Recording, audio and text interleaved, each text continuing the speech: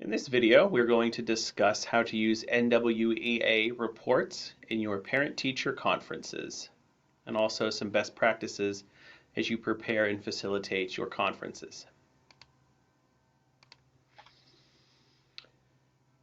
For map growth, there are two go-to reports for use during your parent-teacher conference. The first is the student profile report, and the second is the family report.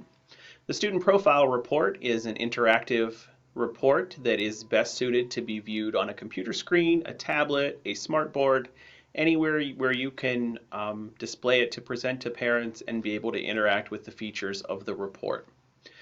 I would recommend the family report be printed out for each student and a copy given to each parent at the end of your parent-teacher conferences for them to keep for their records, to use as talking points to discuss this with their child, their scores and their growth over time. And also it's a good report to show some basic information if you do not have access to technology to be able to properly show the student profile report.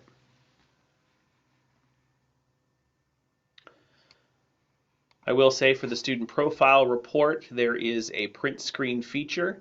Unfortunately, it's only going to print the report you are currently looking at. So if you're looking at a student's math report, it's going to only print out math. If you're looking at reading, it's only going to print out reading, and the formatting isn't quite as nice as it looks on the screen. So I would not recommend printing the student profile report. I would, however, recommend printing the family report. For teachers in K-2, we will look at the benchmark matrix report for map reading fluency. Please note that at this time there is no printable report for reading fluency. So if you're going to share that data with parents, it is something that's going to have to be pulled up on a screen for them to see, or you can create your own Excel sheet or report to kind of talk about the data if you would prefer. First, we're going to look at the Map Growth Student Profile Report. This is a nice interactive report that brings together data for current benchmarks as well as all previous benchmarks. It shows growth and achievement measures, it shows growth over time, and it shows RIT scores for all tested subjects for current and previous benchmark assessments. Here's kind of an overall snapshot of what the student profile report will look like. You can get to this report by logging on to nwea.org, logging into Map Growth, and then clicking on Reports, and then Student Profile Report. You will notice some toggle features at the top. We have left and right arrows. These, when clicked, will cycle the report through each student alphabetically as they show up on your class roster in NWEA. So if you want to go student by student and look at their data, you can. There is also, if you click on the button with the little white faces and the three lines, that will bring down a drop-down menu that will show a roster of your students, and you can click on specific students instead of having to cycle through the whole student body in your class to get to a specific student's report. You will notice at the very top left it shows term. It will always default to the most recent term, but you can click that down arrow and select previous benchmarks and terms if you would prefer to see those reports. There are tabs at the top for each of the content area assessments that students have taken. So we have math, reading, language usage, science. It shows their RIT score, and the color will correspond with their norms percentile, so their growth and achievement. For their achievement, I'm sorry, not their growth. So they will see that orange corresponds with the orange for the student's achievement percentile. If you see one of these tabs that is blank, that will be because the student did not take that particular assessment for this current testing term. You will see at the below the assessment tabs that we have some information. So compared to the overall score, Eugene has strength in geometry and number operations. So that is something if you want a quick go-to on a strength or an area of growth opportunity for a student, those are listed. And also it shows that to boost his performance in math and match his national peers, review his scores in instructional areas to find skills and concepts that he's ready to learn.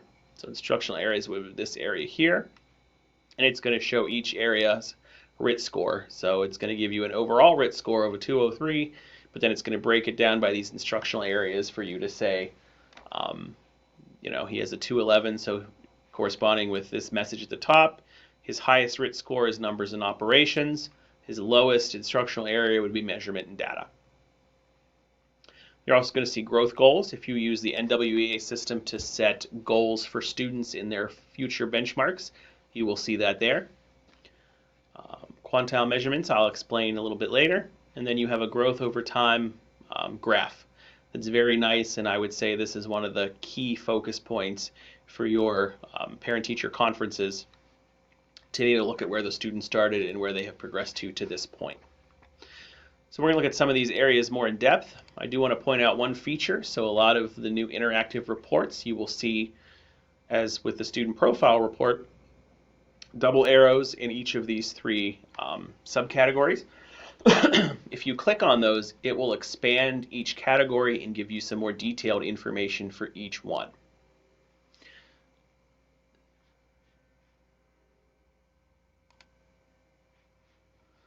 All right, so here we have a student. I'm looking at the math tab.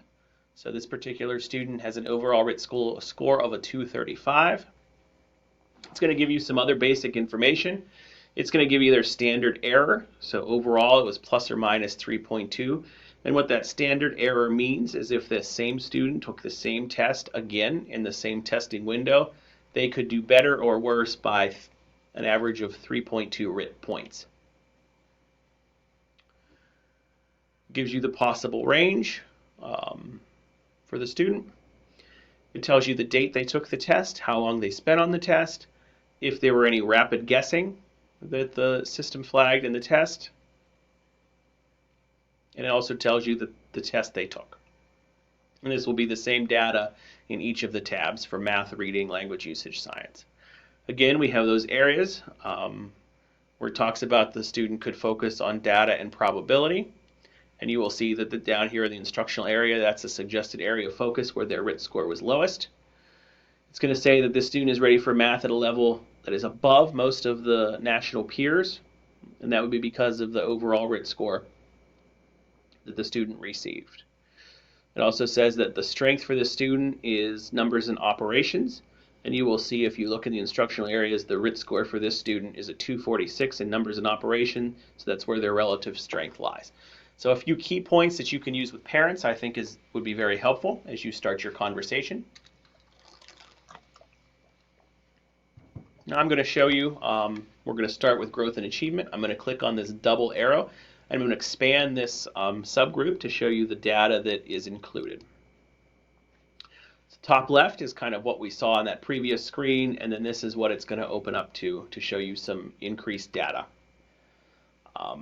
I would, for the purposes of your parent-teacher conference, focus on the data on the left-hand side of the dashboard, although I am going to talk about the two areas on the right, just so that you have a little bit of a base of reference in case parents ask questions, or it's something that you'd like to explore later.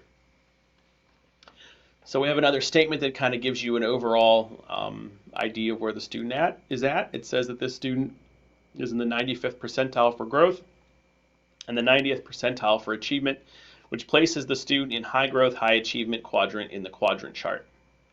So again, if we're looking at their norm percentiles for growth, this student grew at the 95th percentile, which means they did as well or better than 95% of their peers.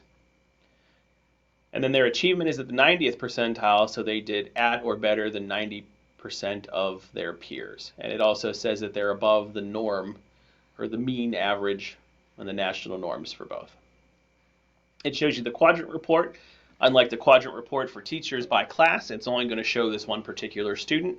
But because they're so high in achievement and growth, it's going to put them in that green quadrant. So it's going to give you that as an idea of where they're at.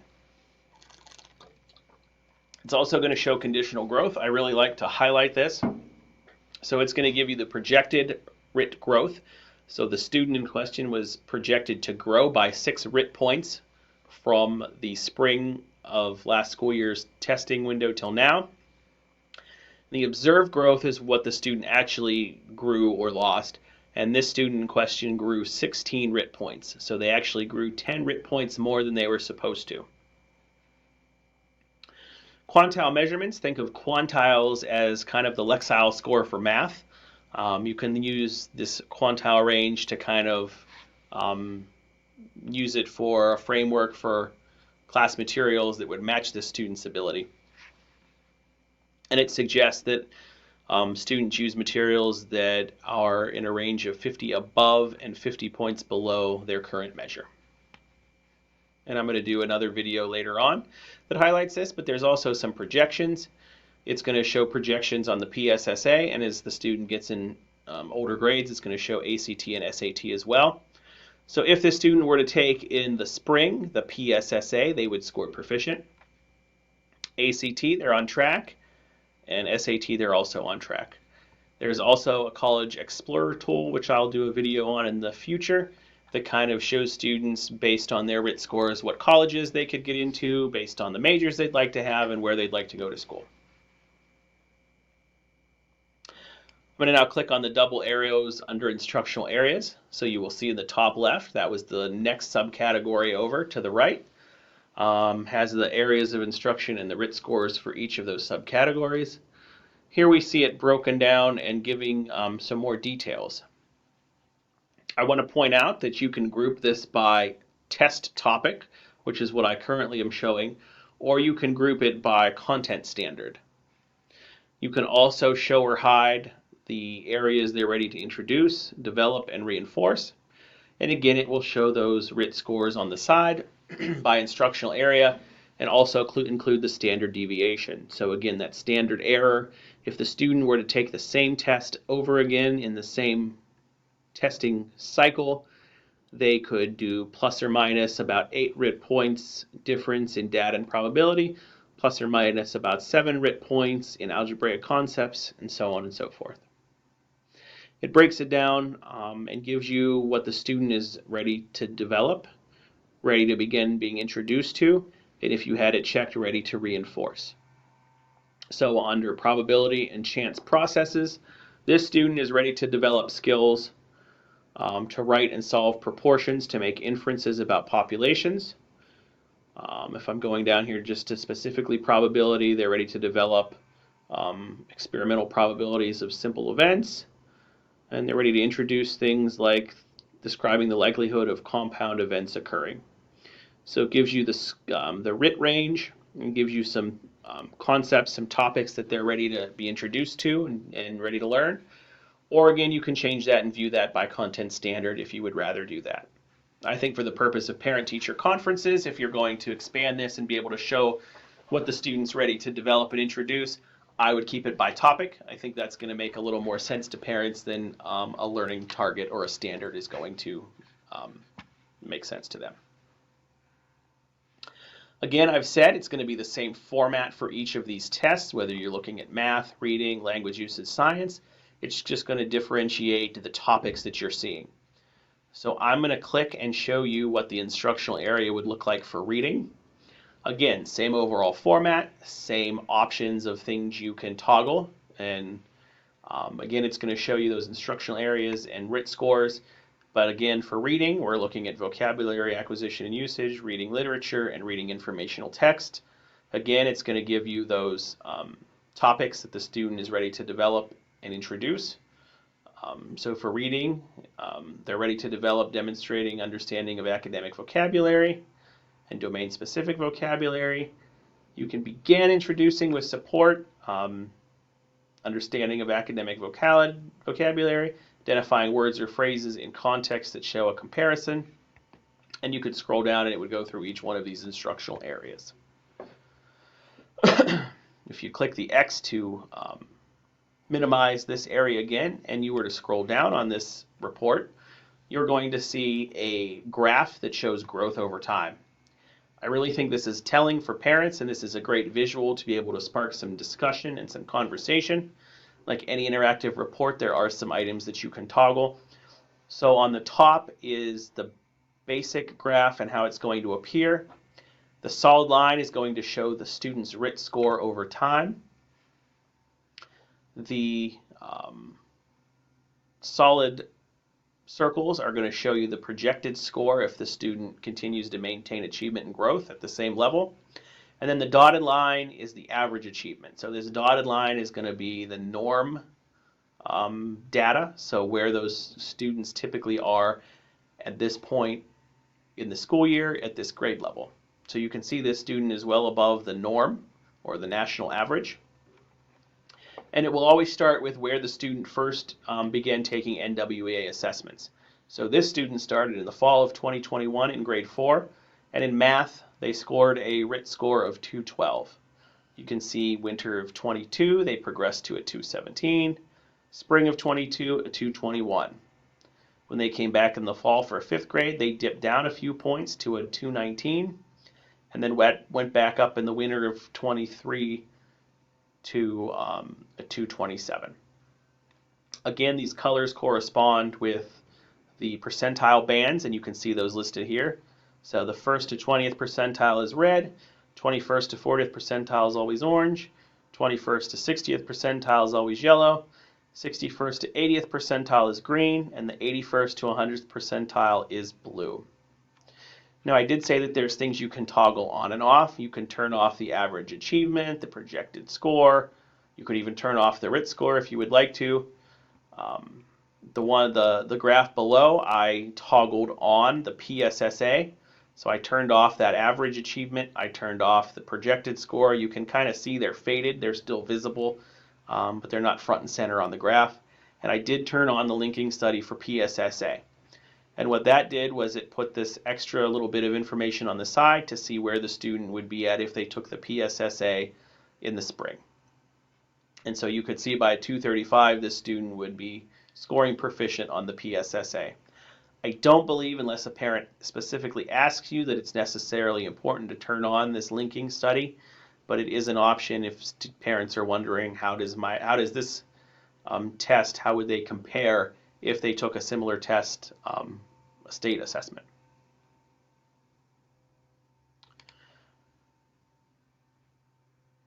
The next report we're going to look at is the family report. I did want to point out that from the student profile report there is a print and share feature. If you click that, it's going to give you a few options.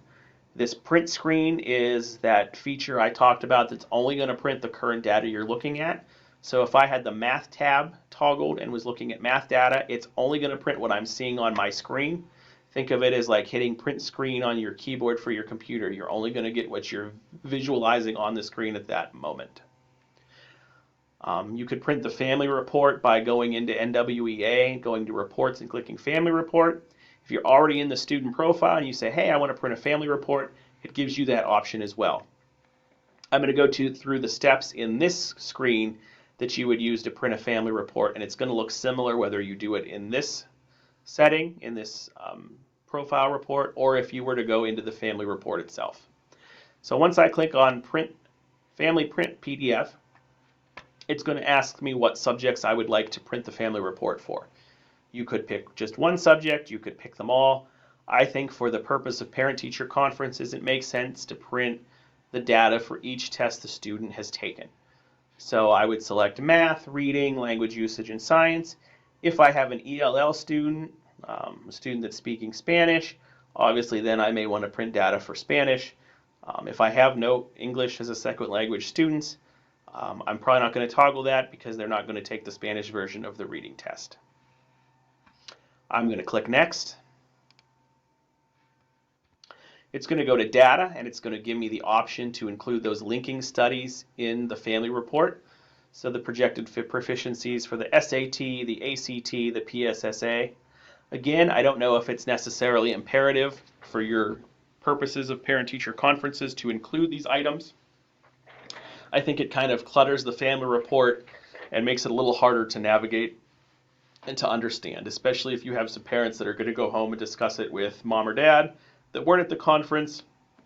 And if they're not educators, it kind of becomes a little difficult to figure out. I would click Next again, and then it's going to ask me what students I want to print this report for. I can do only this student, which is going to be the student I was viewing in the student profile report. For parent-teacher conferences, I would recommend printing one out and giving it to each parent of each student. So I'm going to print all students in this class. When I click Create Report, it's going to automatically default to include page breaks for two-sided printing. And I would recommend that. That way you have a concise family report that's printed front to back. And the page break will ensure that you don't get two students put together. I'm going to then hit the Create PDF Report. And it's going to come up with a green tab that says we're working on creating your PDF. Once it's ready, it will be available in the reports queue. You're going to want to click on that link for the reports queue. When your reports queue comes up, please know that the last report you have run is always going to be the very top of your list of reports. All right, so here's a look at what the family report looks like. So again, this would be printed front and back. So both sheets you're looking at would be for the same student. I like that at the top, it's going to give the family the benchmark, so fall in the year 23. So if you're giving these out at every parent-teacher conferences, and they would like to keep a running report at home of where the student has started, where they've come to, and kind of that data over time, they can do that. It's going to give them some information on what this report is, what it shows, what MAP growth is, in case parents aren't familiar with the test. Why is your child taking it? It's going to tell them what achievement and growth mean and what a RIT score means. So I think it's very helpful, especially, again, if they want to go home and tell another parent who wasn't at the conferences, they can have a refresher of what these things mean. Or if they want to spark some discussion points with their child at home, they can have an understanding of what the data is they're looking at. It's going to show the categories for each test they've taken or each test you've selected to print on the family report. So in this case, I've printed each one of the tests the student has taken. So math, reading, language arts, or math, reading, language usage, and science. So it's going to show that achievement over time graph and show you where they're started. It's a smaller graph, so it's not necessarily going to give as much information like the grade level or go back as far in their data. But it's going to go back and show the last 5 benchmark assessment RIT scores. It's going to say what their achievement is. So again, the student's in the 90th percentile for achievement. And then over here, it's going to show growth. So this student is in the 95th percentile for growth. And it's going to show them what the average is. So the average is the 50th percentile. So this student is far above their peers, their average peers, and has come in at the 95th percentile. So they did as good or better than 95% of the other students in the same grade that have taken this assessment. It's going to show their overall RIT score and again tell them that it means that they've the 90th percentile for achievement, they've done better than 90% of their peers, and again they've done better than 95% of their peers for growth. So again, gives them that detailed information that you may have talked about in the conference, but it may escape them when they go back to look at this information. It's going to show the same thing for reading, language arts, science. I will say pay special attention to the bottom. So these are some questions that they pose on the family report that parents can ask their teacher. The questions are the same on each family report, but you may want to look through them and be prepared to kind of speak to them or answer them, especially if a student is either A, low achievement and low growth, or any combination to where they're lower than the national average. The parent may ask you, what are we doing in the classroom? Or what are we providing that student to get caught up? Or if they're like the student we've looked at the report for, that they're high achievement, high growth, what are you doing to extend my child's learning and to keep them engaged and to keep them challenged in class? So some of these questions are what types of strategies are using that I may be able to reinforce at home. And that's where you can go back to that student profile report and be able to talk about those initial talking points under the tabs and say, hey, the student needs some help with numbers and probability, or whatever the topic is. Does my child need extra help in specific areas? Can I help my child's growth from home? How do you measure my child's learning in the classroom? And that may involve, how we use this NWEA data to drive our instruction and inform our next steps. when it will be measured again, so you can talk about the 3 benchmarks a year that we take the assessment, so fall, winter, and spring. And then what my child will be working on to continue growing or to grow towards the mastery of grade level standards. I like that it gives more information, so it has this link for the family toolkit and also a link for sample NWEA growth tests. Please know that the tests listed with this link are only MAP growth, so math, reading, language usage, and science, and they are not sample tests for MAP reading fluency. So I'm going to click on the link, and I'm just going to show you kind of what this family toolkit looks like quickly.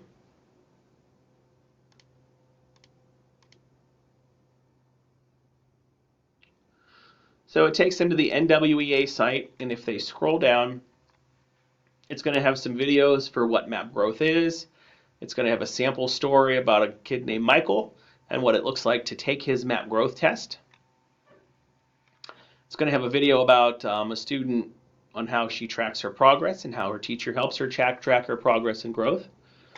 There will be a video here for MAP reading fluency, what it looks like for the students to take that report.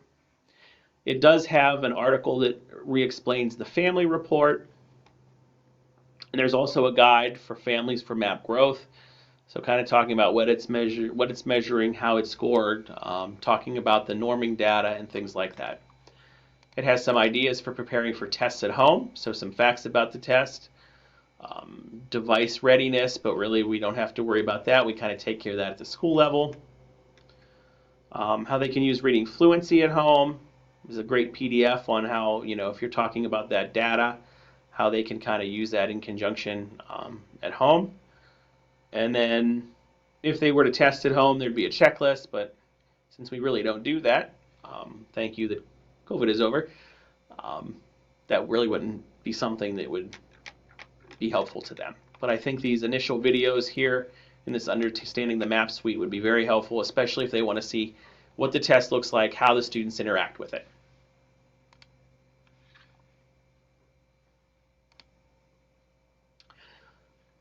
All right, next we're going to talk about MAP reading fluency. So if you are not a K-2 teacher at this point, you can either choose to watch the video or you can end it here. As of the winter of 2023, we will be including our 4-year-old preschool students in foundational skills assessments through MAP reading fluency. So if you're a preschool teacher, it may be beneficial for you to kind of continue this video and get an idea of the benchmark matrix report. NWEA has updated how you can get to MAP reading fluency. So if you go to nwea.org and you go to logins, we typically go to MAP growth, which is where we went to look at the family reports and the student profile report. I can either click on MAP reading fluency to log directly into MAP reading fluency, which is a separate login. Same information, different site. Or if I'm already in MAP reading fluency and I don't want to have to log out and log in again, if I go up to the top left where it says map and it's a colorful map, there'll be 3 dots here, or 3 lines, excuse me, where you see this X. And if you click that, you can go right to MAP reading fluency without having to log out and back in from MAP reading growth. Again, please note that there are no printable reports at this time for MAP reading fluency, and everything is an interactive report that is best viewed on some type of device. So once you get into MAP reading fluency, depending on your level of permissions, you will see a few things at the top here. Proctor dashboard would be if you're giving an assessment to your students. Assignments would be assigning either a test or a benchmark assignment to students. Student passwords would be where you get that student username and password for the student to log into the student side of the assessment. And then you have reports, and that's where we're going to focus our attention for the purposes of parent-teacher conferences if you want to share the MAP reading fluency data. We're going to click on Benchmark Matrix Report. And it's going to come up again at the top left. It's going to ask you for the term. It's always going to default to the current term, which in this case is fall 2023-2024. And it's going to ask you for the test and date. So adaptive oral reading fluency is going to be our K-2 students. If you were to click the down arrow, if you give your students a benchmark assessment, between the testing windows, it would show you all those options, and it's also going to show you dates. It's always going to default to the most current test that the student has taken. So for the purposes of this assessment, you will see a screen before this that lists your students. You'll be able to click on the student name and it will give you some detailed information. We also have a video on our CSO PD On Demand YouTube page that talks more in depth about the map reading fluency reports, especially the benchmark matrix report and the instructional next steps reports. So please, if you're interested in that, please go to the CSO YouTube page and look for the video entitled "Don't Let Map Reading Fluency Spook You." So we can look at this student. It's going to look at decoding, it's going to look at language comprehension, and some next steps. So for this student, who is a first grade student, they're decoding. The E means that they're exceeding their grade level, and it's going to tell you that their phonological awareness is working at a phonemic manipulation level 4, which is very good. Exceeds what they're expected to do in the current grade level at the current time. For phonics and word recognition, they're meeting their grade level goals, so they're right where they should be with decoding CVC words at a level 3. For language comprehension, the student meets grade level for listening comprehension. They understood 80% of the oral sentences that were read to them. And for picture vocabulary, they are also meeting their grade level. They matched pictures to 100% of their oral vocabulary words. Some next steps for the student. It says that they have a solid language comprehension and solid awareness of phonemes, and they can decode many consonant, vowel, consonant words. If I scroll down, the one thing I really want to point out for the purposes of parent-teacher conferences, if your kids are able to read aloud, it's going to show the books that they have read and give you some raw scores. So this student in first grade read Jade's Grandma as a warm-up picture book. If it says no score for words correct per minute and accuracy, that means they couldn't read the text.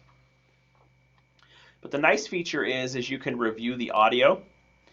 You can play it right from this report for parents if they'd like to listen to their child read.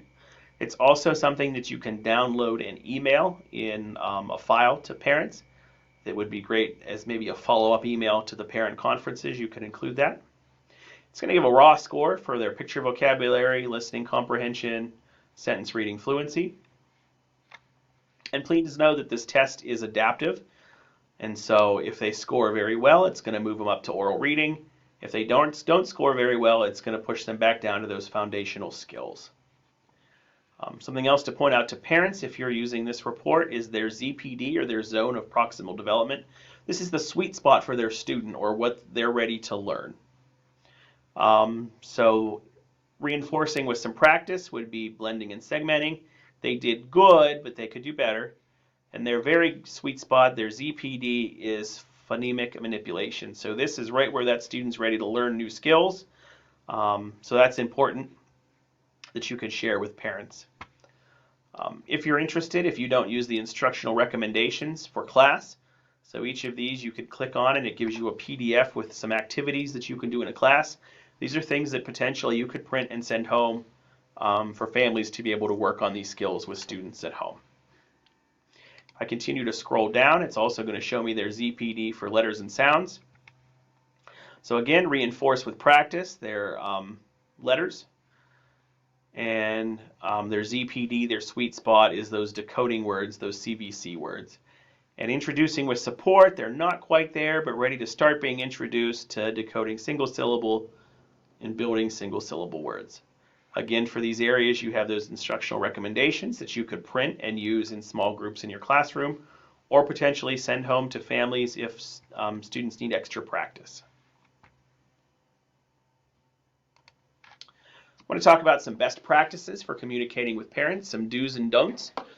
So it's important to emphasize the important role that parents play in their child's education. We know parents are all involved to the different degrees they're able. It's very important that they're on board with helping us in their child's education and their future. Don't take an authoritative approach. Be warm and human. It's always the best approach. Communicate with parents early and often. I always say beat the story home. So if something happened to little Johnny, make a phone call, send an email before little Johnny gets home, kind of front loading with what happened.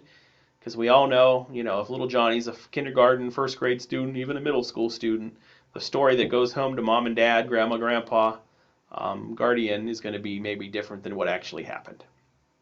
It's important to communicate often. Newsletters are a great way, whether it's a classroom-specific letter or a grade band newsletter. Great to communicate the things you're working on, areas that students or parents can work on instruction at home with their students. And don't ignore responses from parents. So if you get maybe a follow-up email from your parent-teacher conference, please don't ignore it. Reach out. Maybe it's something you can answer via email or the phone, or you need to set up an additional meeting for them to come in person. So make yourself available for that additional contact and meeting if that's required by the parents or asked of. Don't limit communications to negative situations. Always accentuate the positive. Even if it's a kid that kind of gives us a run for our money, there's got to be something positive you can speak to about that student. If you go, if parents come in and you're negative right off the bat, that's going to put them on the defensive. I always say the parents are giving us the best version they can of their child, and they always want what's best for their child. They may not know how to articulate it or how to speak to you about it, but they're entrusting their child's education to us for a reason. Thoroughly proofread the communication. We all have those typo errors. I do it all the time. I'm notorious for it. So just proofread and make sure you don't have any typos, or make sure the items you're sending in that follow-up email or the communication make sense and flow. And don't use complex language. So things we might use in the teacher realm, the educator world, we're a world of acronyms. Parents may not understand that if they're not an educator, so kind of keep it in layman's terms in a way that anybody could understand it. Preparing for conversations, some best practices. It's a good idea, even if your parent-teacher conferences are going to take on the same flow from parent to parent, create a generic agenda.